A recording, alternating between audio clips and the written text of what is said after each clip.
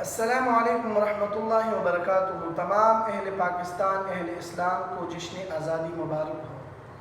میرے بھائیوں اور دوستو، ہمیں آزادی کی قدر کرنی چاہیے کہ اللہ رب العالمین نے ہمیں یہ بہت عظیم نعمت عطا فرمائی اور ہمیں اس کی قدر کرنی چاہیے۔ نہ قدری اور نہ شکری سے اپنے آپ کو، اپنے اہل و عیال کو، اپنے نسلوں کو بچانا چاہیے۔ میرے بھائیوں دوستو، یہ ملک جو بنا تو کلمے کی بنیاد کے اوپر بنا ہے۔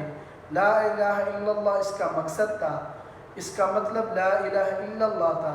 میرے بھائیوں دوستو، آپ نے یہ سنا ہوگا کہ پاکستان کا مطلب کیا؟ لا الہ الا اللہ۔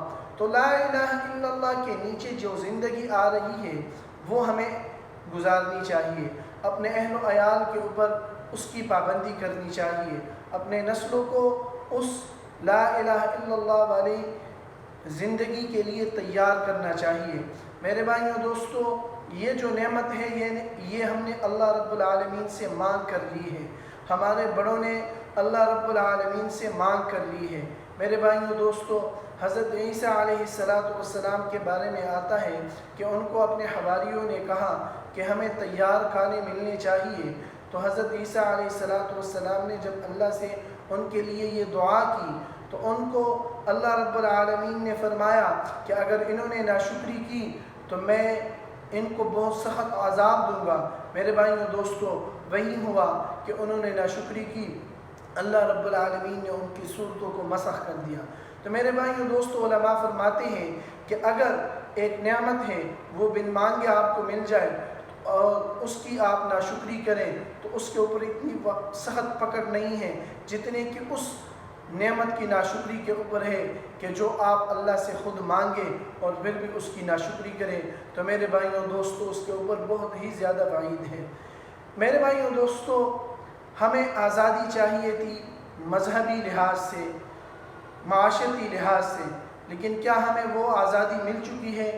اگر ملی ہے تو ہمیں شکر ادا کرنا چاہیے، اور اگر نہیں ملی تو اس کے لیے میرے بھائیوں دوستو جدوجہد کرنا چاہیے، آواز اٹھانا چاہیے، اور اپنے اہل اسلام، اہل پاکستان کے لیے میرے بھائیوں دوستو وہ حقیقت والی آزادی لے کر آنا چاہیے جو ہمیں واقعتاً چاہیے۔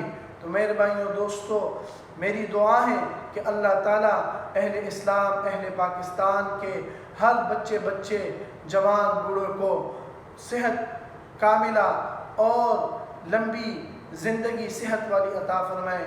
میرے بھائیوں دوستو، آپ حضرات بھی اہل پاکستان کے لیے دعائیں کریں، اور کم از کم 2 رکعت نفل جو ہے وہ اس دن آپ ادا کریں اور اللہ رب العالمین کا شکریہ ادا کریں۔ وما علینا الا البلاغ المبین۔